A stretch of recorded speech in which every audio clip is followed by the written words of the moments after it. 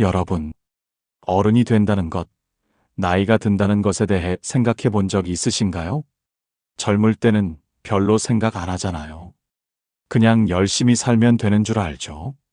그런데 60을 넘기고 보니 달라지더라고요.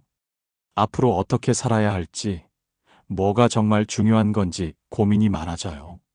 요즘 주변을 둘러보니 참 다양한 모습으로 살아가시는 분들이 많더라고요. 정말 활기차고 즐겁게 지내시는 분들이 있는 반면에 매일이 지루하고 무료하다고 하시는 분들도 계시고요. 같은 나이인데 왜 이렇게 다를까 궁금했어요. 그래서 여러분들의 이야기를 들어보기 시작했습니다. 그러다 보니 어떤 패턴들이 보이더라고요. 나중에 후회하게 되는 것들, 미리 준비했으면 좋았을 것들이 있었어요. 특히 6가지는 정말 많은 분들이 공통적으로 아쉬워하시더군요. 오늘은 그 이야기를 나누고 싶습니다. 혹시 우리도 같은 실수를 하고 있는 건 아닐까요? 아직 늦지 않았으니까 지금부터라도 달라질 수 있으니까요. 이런 소중한 깨달음을 더 많은 분들과 나누고 싶어서 영상을 만들었습니다. 공감되는 부분이 있으시다면 구독과 좋아요 부탁드려요. 그럼 지금부터 우리가 꼭 알아야 할 6가지 이야기 함께 들어보실까요? 첫 번째, 평생 동반자와의 관계입니다. 젊을 때는 바깥일이 바빠서 아내한테 정말 무관심했습니다. 집에 들어가면 밥상 받고 씻고 잠자는 게 다였죠. 아내가 무슨 생각을 하고 사는지, 뭘 힘들어하는지 관심도 없었습니다. 오히려 직장에서 받은 스트레스를 집에서 풀었을지도 모르겠어요. 회사에서 힘든 일이 있으면 집에 와서 아내한테 투덜거렸거든요. 밥이 늦었다. 반찬이 마음에 안 든다. 아이들이 시끄럽다. 생각해보니 정말 미안한 일들이 많았어요.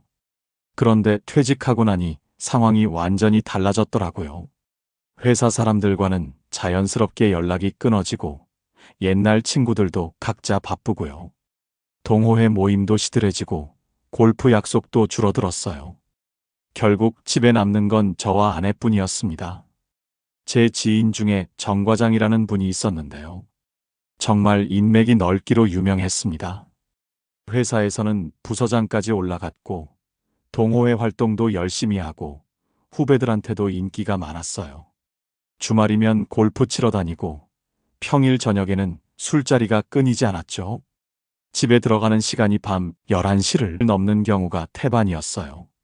은퇴 후에도 여전히 바빴습니다. 이런저런 모임에 불려다니고 골프도 치고 했는데요. 그런데 작년에 심근경색으로 쓰러지셨어요. 한 달 정도 입원하게 됐는데 그때 알게 된 사실이 충격적이었습니다. 그렇게 넓던 인맥 중에서 병문안을 온 사람이 겨우 15명이었다고 해요. 40년 가까이 알고 지낸 사람들, 그렇게 많은 술자리와 모임을 함께 했던 사람들 말이에요.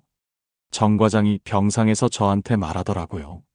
40년 가까이 사람들이랑 어울려 살았다고 생각했는데 진짜 나를 걱정해주는 사람은 별로 없구나.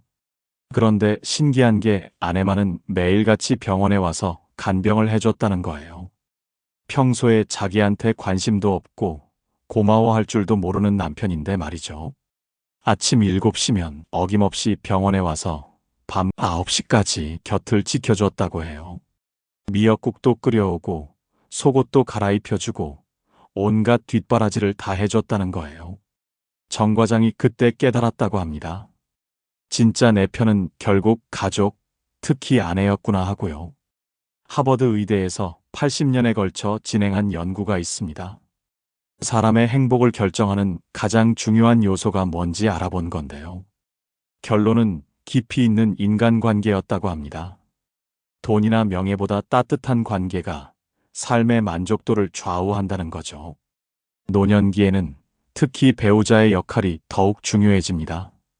자녀들은 성인이 되면 자신의 삶을 살아가고 친구들은 시간이 지나면서 하나둘 줄어들거든요. 결국 가장 오래 함께할 사람은 바로 배우자입니다. 저도 솔직히 고백하면 은퇴 직후에 아내를 힘들게 했습니다. 회사에서 하던 습관 그대로 지시하고 명령하려고 했어요. 아내가 차려준 식사에 불만을 표하기도 하고 외출하려고 하면 짜증을 내기도 했죠.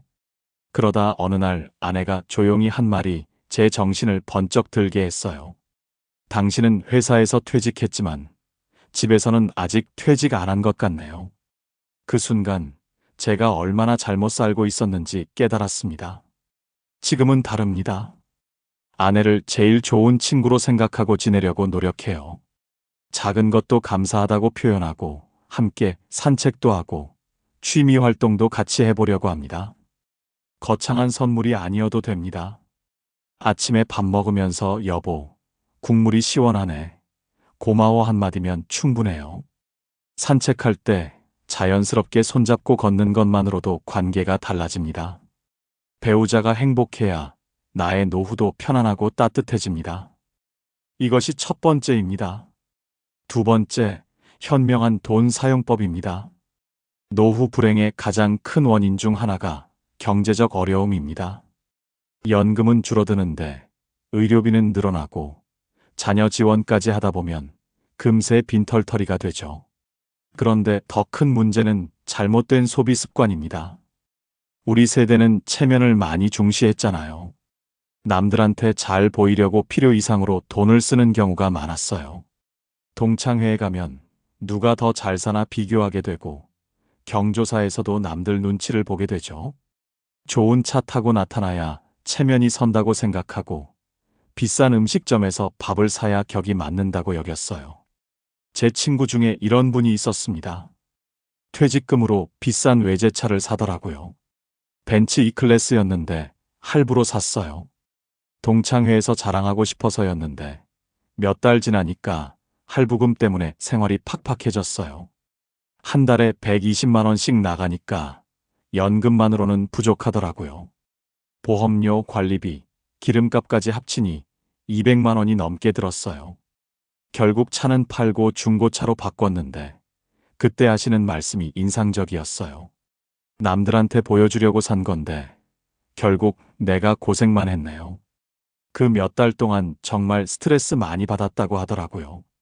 이제는 발상을 바꿔야 합니다. 남들 눈치 보는 소비 대신 진짜 우리를 위한 소비를 해야 해요. 동창회비나 과도한 경조사비 같은 건 과감히 줄이세요. 솔직히 동창회 가서 좋은 일이 뭐가 있습니까?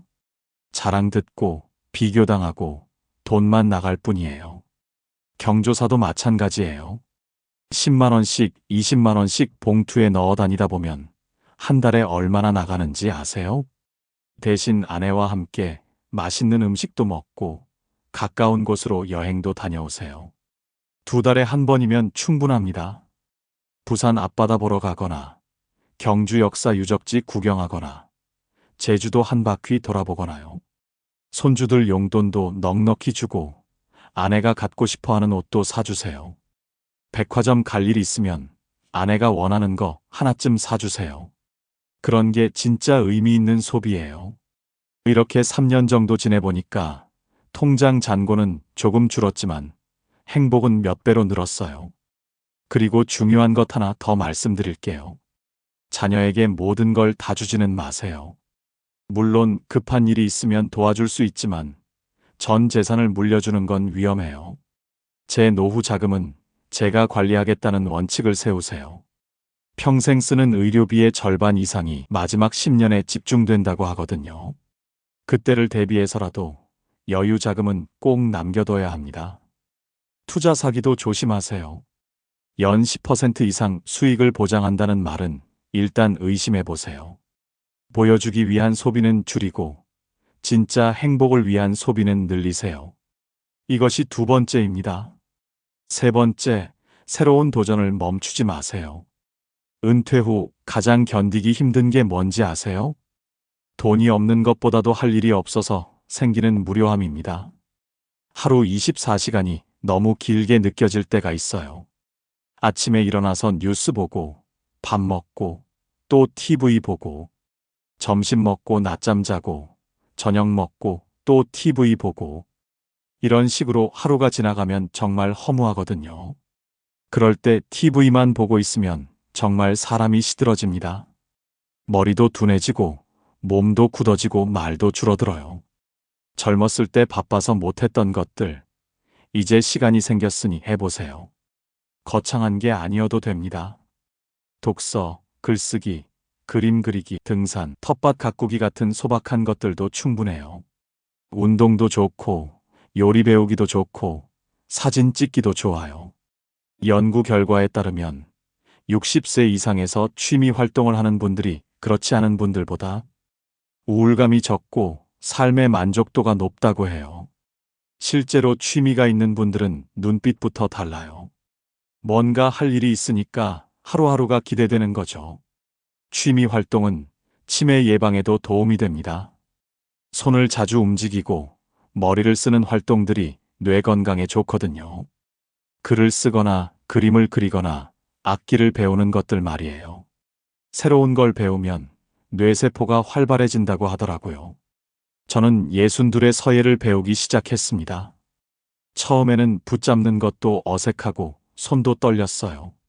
먹물을 갈 줄도 몰랐고 종이에 어떻게 글자를 써야 하는지도 막막했어요. 다른 수강생들이 잘하는 걸 보면서 괜히 창피했죠. 나보다 나이 많은 할머니가 저보다 훨씬 잘 쓰시더라고요. 하지만 선생님이 격려해 주셨어요.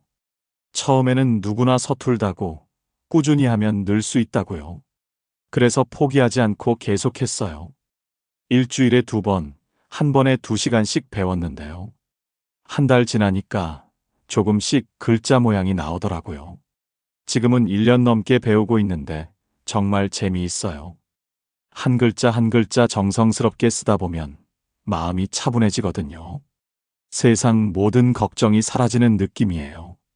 지난달에는 작은 전시회에도 참여했어요. 동네 문화센터에서 수강생들 작품을 모아서 한 거였는데요. 가족들이 와서 제 작품을 보고 깜짝 놀라더라고요. 아버지가 이런 걸 쓸 수 있어요? 그때 느꼈던 성취감은 정말 잊을 수 없어요. 여러분도 할 수 있습니다. 동네 뒷산 나무 이름 외우기, 손주들을 위한 뜨개질, 하루 한 줄 일기 쓰기도 훌륭한 취미예요. 중요한 건 새로운 것에 도전하는 마음입니다. 무언가에 몰입할 때 우리는 늙지 않아요. 눈이 반짝이고 가슴이 뛰는 한 우리는 여전히 청춘입니다. 이번 달 안에 하나쯤은 시작해보세요. 동네 복지관이나 문화센터에 가시면 저렴한 비용으로 참여할 수 있는 프로그램들이 많아요. 창피해할 필요 없어요. 처음에는 다 서투니까요. 3개월만 꾸준히 해보세요. 그러면 새로운 세상이 보일 거예요. 나이 든다는 것은 포기하는 게 아니라 새로 시작하는 것입니다. 이것이 3번째입니다. 4번째, 건강은 모든 행복의 기초입니다. 아무리 돈이 많고 인간관계가 좋아도 건강하지 않으면 의미가 없어요. 그런데 중요한 건 단순히 오래 사는 게 아니라 건강하게 오래 사는 것입니다. 2분의 사례를 말씀드릴게요. 한 분은 96세까지 장수하셨지만 마지막 20년을 병원 침대에서 보내셨어요. 치매도 오고 몸도 움직이지 못해서 가족들이 돌아가면서 간병했다고 해요. 본인도 힘들고 가족들도 정말 고생했어요. 다른 한 분은 84세에 돌아가셨지만 마지막 날까지 정정하게 텃밭 일을 하시다가 평안하게 가셨어요. 어느 쪽이 더 행복한 삶일까요? 당연히 후자겠죠. 그러려면 지금부터 근육 저축을 해야 합니다. 나이가 들면 돈이 줄어드는 것보다 근육이 줄어드는 게 더 무서워요. 70세가 되면 30세 때보다 근육량이 30% 정도 줄어든다고 해요. 특히 다리 근육이 빨리 줄어드는데 다리 힘이 빠지면 활동량이 급격히 떨어져요. 호주에서 진행한 대규모 연구에 따르면 하루에 앉아있는 시간이 11시간 이상인 사람은 4시간 미만인 사람보다 사망 위험이 40% 이상 높다고 해요. 생각해 보세요. 아침에 일어나서 식탁에 앉아 밥 먹고 소파에 앉아 TV 보고 또 식탁에 앉아 점심 먹고 또 소파에 앉아 있다가 저녁에 또 식탁에 앉고 하루 종일 앉아 있는 시간이 얼마나 됩니까? 오늘부터 30분마다 한 번씩은 일어나서 움직이세요. 핸드폰 알람을 맞춰놓고 알람이 울리면 기지개를 켜거나 물을 마시거나 화장실을 가세요. 1분만 움직여도 좋아요.